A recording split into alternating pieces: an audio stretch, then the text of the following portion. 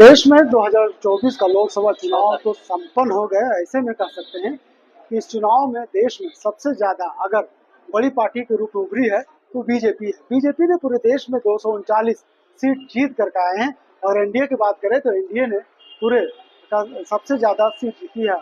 और यही वजह है कि पीएम मोदी ने इस्तीफा देने के बाद एक बार फिर से सरकार बनाने का न्योता पेश करेगी।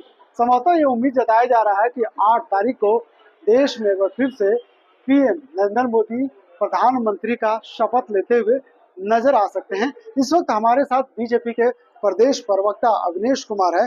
इनसे जानते हैं कि जिस तरह से इन्होंने इनकी पार्टी ने बीजेपी ने ये कहते हुए चुनाव लड़ी थी झारखंड में कि इस बार झारखंड में 14 के 14 सीट बीजेपी के खाते में होगी। और जिस तरह से पीएम मोदी ने 400 पार नारे के साथ देश में चुनाव लड़ा, उसमें कहाँ कमियां रह गई, इन तमाम ऐसे मुद्दे पर इनसे चर्चा करेंगे और जानने की कोशिश करेंगे। देश में चुनाव खत्म हो गया, आपकी पार्टी ने सबसे बड़ी पार्टी उभर करके सामने आई है, 239 सीट लेकर के आई है। अगर एनडीए की बात करें तो एनडीए सबसे बड़ा दल सामने आया। और ऐसे में कह सकते हैं कि 8 तारीख को एक बार फिर से नरेंद्र मोदी देश के प्रधानमंत्री पद के शपथ ले सकते हैं। देखिए, ये 62 साल के बाद ये सुअवसर आया है कि पंडित जवाहरलाल नेहरू के बाद ये ऐसे लीडर हैं श्री नरेंद्र मोदी जी, जो तीसरी बार देश के बागडोर संभालने जा रहे हैं।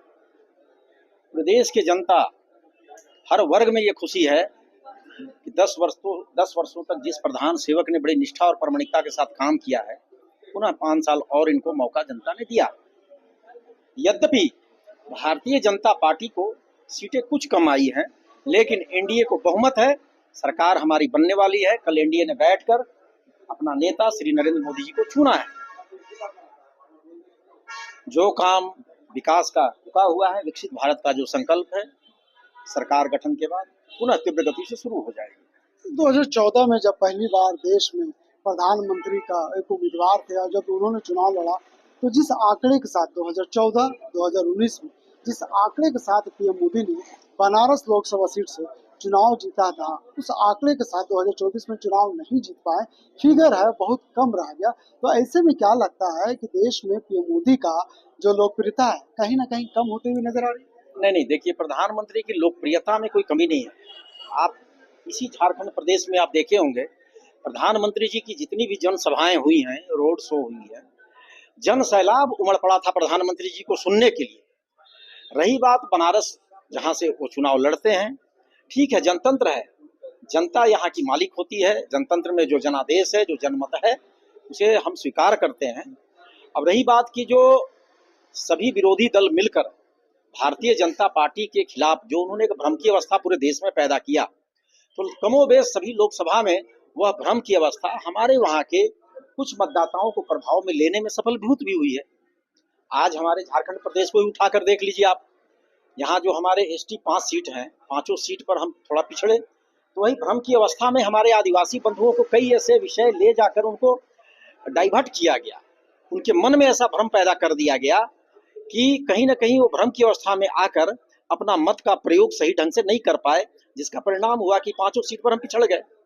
2024 है, 21वीं सदी से हम लोग ऊपर जा रहे हैं, शिक्षित देश है। आज के डेट में कह सकते हैं कि पूरा देश शिक्षित देश है, युवाओं की देश है, सभी चीज़ों को समझती है। चाहे राजनीति स्तर की बात करें या फिर कैपिटल स्तर की बात करें, तमाम ऐसी चीज़ें हैं जो आज के युवा समझते हैं। लेकिन क्या ऐसा हुआ झारखंड की अगर बात करें तो झारखंड में जिस पायदान के हिसाब से पार्टी चुनाव लड़ रही थी, 14 का आंकड़े पार कर रहे थे, अब मोदी जी के भी सभाएं 6 बार झारखंड में हुई, राहुल जी की सभा 1 बार झारखंड में, उसका भी इफेक्ट आपकी पार्टी को नहीं मिलता हुआ दिखा। और संथाल में तो आपने देखा क्या हाल हुआ है।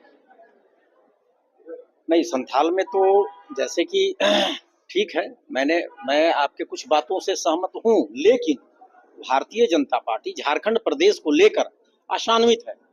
मैंने कहा ना कि पूरा विपक्ष महागठबंधन मिलकर जो इसने टूल किट तैयार किया था, और उस विषय को हमारे ग्रामीण सेक्टर में जो हमारे आदिवासी भाई बंधु हैं, आपने जो शिक्षा की बात कही, अभी भी वह चेतना नहीं जागृत हुआ है जो लोकतांत्रिक स्तर पर जो चेतना जगनी चाहिए, अभी उसमें समय लगेगा। भारतीय जनता पार्टी की सरकार अभी उस शिक्षा का क्षेत्र हो, स्वास्थ्य, उस सेक्टर में तो अभी काम ही चल रहा है, तो उनका जीवन स्तर तो उठने वाला है। उठेगा जब उनका चेतना जगेगा, तो आप देखिएगा उसके बाद परिणाम और दूसरे तरीके का होगा। लेकिन अभी मैंने कहा कि महागठबंधन मिलकर कुछ विषयों को, दिग्भ्रमित विषयों को ले जाकर वहां तक पहुंचाया उसने। अच्छा, चेतना नहीं जगा है, इसलिए मणिपुर में बीजेपी पीछे रह गई, साउथ में बीजेपी पीछे रह गई। क्या लगता है ये चेतना की नहीं कमी का है? नहीं, मणिपुर की जहां तक बात है तो मणिपुर का स्थिति अलग है। आप जो वहाँ विषय कह रहे हैं, वहाँ वो मणिपुर में जो ये दो समुदायों के बीच का जो विषय है, तो वहाँ जो कुकी समुदाय है उसके बारे में जब उसके गहराई में, उसके इतिहास भूगोल में आप जाएंगे तो सब आपको स्पष्ट नजर आ जाएगा कि उन लोगों की भूमिका वहाँ कैसी है और वहाँ के जो मूल जो वासी हैं उनके साथ संघर्ष का कारण क्या है। ये सभी तथ्य आए हैं। क्योंकि ये विषय आजादी के बाद से चला आ रहा, जिनका 55 और 60 साल का शासन रहा है, समस्या तो उन लोगों ने खड़ा किया था वहां। आज उस समस्या का निदान इस देश में जहां जहां समस्या है, उन समस्या का निदान का काम तो भारतीय जनता पार्टी की सरकार कर रही है। तो जो समस्या जड़ में चली गई हैं, उन समस्याओं के निदान में समय लगेगा। मणिपुर की समस्या उसी से संबंधित है। मैं बहुत से विषयों को यहाँ मीडिया में नहीं बोल सकता हूँ, लेकिन गहराई में आप भी पत्रकार हैं, जब जाएंगे उसके बिल्कुल अंदर तो बहुत चीज, दूध का दूध और पानी का पानी आपको नजर आएगा कि क्यों वहां ऐसा हुआ। चलिए, बिहार में तो दिखता है कि डबल इंजन का असर वहाँ पर हुआ है, लेकिन सबसे बड़ी बात है कि जहाँ पे आपकी सरकार रही, पिछले डबल इंजन की सरकार है, 2 बार की रही है। यूपी की हम बात करते हैं, आदित्यनाथ योगी वहाँ के जिस तरह से काम कर रहे हैं, उनके कामों से लोग खुश हैं। लेकिन इस बार क्या लगा कि अखिलेश यादव और राहुल गांधी का जो ट्विस्ट था, ये लोगों के बीच में ज्यादा पसंद आया। यही वजह कि वहाँ पे आप हारते हुए नजर आ रहे हैं। नहीं नहीं, देखिए कहीं कहीं उत्तर प्रदेश की बात जो है वो समीक्षा का विषय है, आत्ममंथन तो हो ही रहा हूँ उस पर। उत्तर प्रदेश में हमने कई सीटों पर उम्मीदवार विलंब से दिया, कुछ कुछ तो कहीं कहीं कुछ मिस्टेक वहां हुआ है, यह भी एक विषय आ रहा है। और भी जो विपक्ष पूरा एक दूसरे से उन लोगों ने कनेक्शन बनाकर जो अपनी विषयों को ग्रास रूट तक ले गए, तो मैंने कहा ना कि जनता को दिग्भ्रमित करने के लिए वो विषय को अंदर तक पहुंचाने में सफल रहे। चलिए, देश के बाद एक बार फिर हम झारखंड लौटते हैं और थोड़ा सा जानने की ये कोशिश करेंगे। अंतिम सवाल है मेरा कि 2023 से आपकी तमाम बड़े लीडर्स झारखंड आते हैं और आदिवासी वोट को अपनी ओर आकर्षित करने के लिए मेहनत भी करते हैं। 2023 की बात करें, उसमें अमित शाह भी आए थे, लेकिन कारण क्या बना, फैक्टर क्या रहा कि आपने देखा कि दुमका के क्या हाल हुआ, आपने देखा राजमहल में आप कहाँ गए। सिर्फ एक गोड्डा की बात करें, गोड्डा आपकी खाते में गई है, लेकिन सीता सोरेन शिबू सोरेन की बड़ी बहू, उन्होंने पार्टी छोड़ करके आपके बीच में आए, चुनाव हारे। गीता कोड़ा कांग्रेस को छोड़ करके इस उम्मीद से आए थे कि पार्टी टिकट मिलेगी, टिकट भी दी, लेकिन चुनाव हार गए। कारण क्या? देखिए कई विषय है। सीता सोरेन जी को तो मुझे लगता है जिस तरीके से चुनाव के 2 दिन पूर्व से ही बसंत सोरेन वहाँ कैंप करके, और चुनाव के दिन मैं देख रहा था सीता सोरेन जी जिस तरीके से व्यग्र थी, चिंतित थी। कुछ लोग मोटरसाइकिल पर खुलेआम पैसा बांट रहे थे और भी कई घटनाएं वहां घटी। वहां के लोकल प्रशासन पर भी कई बार प्रश्नवाचक चिन्ह खड़े हुए हैं। चुनाव आयोग में हमारी पार्टी ने कम से कम 500 से अधिक आवेदन डाले हैं। कुछ अधिकारियों पर तो कार्रवाई हो चुकी है और कार्रवाई अभी होनी बाकी है। लगभग 25 लाख मतदाताओं का नाम इधर से उधर गड़बड़ हुआ है, वो भी आवेदन दिया हुआ है। तो झारखंड में कई ऐसे विषय आए हैं, उन सब पर मंथन हो रहा है। ये फैक्टर नहीं लगता आपको कि शिबू सोरेन जब जेल गए तो लोग आक्रोशित हुए, आदिवासी समाज सड़क पर उतरे, उसी का परिणाम है कि इस बार कहीं ना जेएमएम संथाल में मजबूत नजर आ रही? नहीं, यहाँ की जनता देखिए, अब हेमंत सोरेन जेल के अंदर हैं, तो हेमंत सोरेन कोई क्रांतिकारी तो है नहीं। ये तो आर्थिक घोटाले में गए हैं, जमीन घोटाले में गए हैं, खनन घोटाले में गए हैं और गंभीर आर्थिक आरोपों से स्वयं घिरे हुए हैं। सब सिद्ध भी हो रहा धीरे धीरे। इनकी तो हालत वही होने वाली है जो बिहार में कभी लालू प्रसाद यादव की हुई थी। इसलिए हेमंत सोरेन जी कोई बहुत बड़े शहीद और क्रांतिकारी तो है नहीं। जेल जाना ही था, उससे कोई बहुत इफेक्ट नहीं पड़ा है।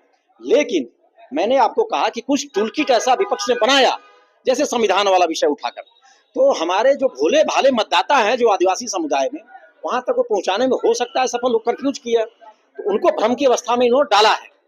लेकिन राहुल गांधी जो सड़क पे थे उसका फायदा नजर आ रहा है। देखिए राहुल गांधी से मुझे नहीं लगता है बहुत इफेक्ट यहाँ पड़ा है। झारखंड मजबूत विपक्ष मिला, राहुल गांधी का इफेक्ट होता तो ये 9 सीटों पर भी कुछ प्रभाव नजर आता। मानते हैं कि देश में इस बार मजबूत विपक्ष भी है? देखिए लोकतंत्र में थोड़ा बहुत मजबूती विपक्ष में भी होनी चाहिए और लोकतंत्र स्वस्थ होना चाहिए। भारतीय जनता पार्टी इसकी पक्षधर है। आप याद कीजिए स्वर्गीय अटल बिहारी वाजपेयी जी को, उनके शासन में 1 वोट से अटल जी की सरकार गिर गई थी। वो चाहते तो सरकार बना सकते थे, लेकिन बड़े ही निष्पक्ष भाव से उन्होंने कोई प्रयास नहीं किया और सरकार गिर गई। उन्होंने कहा कि लोकतांत्रिक मूल्यों का संरक्षण और संवर्धन होना चाहिए। तो भारतीय जनता पार्टी उसी लाइन पर चल रही है। अच्छा, अंतिम सवाल है मेरा, अंतिम सवाल ये है कि जिस तरह से विपक्ष आरोप लगा रही है कि सरकार 3 महीने 6 महीने में गिर जाएगी क्योंकि मजबूत सरकार नहीं है, सभी जो दल शामिल है कहीं ना कहीं बड़े बड़े विभाग मांग रहे हैं और ऐसे में सरकार ज्यादा दिनों तक नहीं टिक पाई, क्या लगता है आपको सरकार चल पाई? नहीं नहीं, मुझे नहीं लगता है। ये उनका बेतुका बयान है और एक तरीके से फ्रस्ट्रेशन में दिया हुआ बयान है। भारतीय जनता पार्टी के नेता श्री नरेंद्र मोदी जी उस परंपरा के नेता हैं जिस परंपरा में स्वर्गीय अटल बिहारी वाजपेयी भी शासन 24 दलों को लेकर चलाए। और अटल जी ने जो एक लाइन खींचा है कि कैसे गठबंधन को लेकर चलना है, तो बखूबी नरेंद्र मोदी जी उस विद्या को जानते हैं कि जो घटक दल हैं, जो सहयोगी दल हैं, उनको कैसे साधना है, कैसे उनकी साथ लेकर उनको चलना है। और केवल एक पार्टी नहीं, एक परिवार मान के वो चल रहे हैं, इसलिए कोई प्रॉब्लम नहीं होने वाला है। जो एजेंडा तय होगा, बढ़िया से काम होगा, देश का विकास होगा और जन कल्याणकारी योजनाओं को धरातल पर उतारा जाएगा। इसलिए अटल जी की परंपरा पर ही अब नरेंद्र मोदी जी चलकर इस गठबंधन को भी अच्छे लक्ष्य की ओर ले जाएंगे। चलिए, देश में चुनाव तो संपन्न हो गए हैं, सरकार बनने की प्रक्रिया भी शुरू हो गई।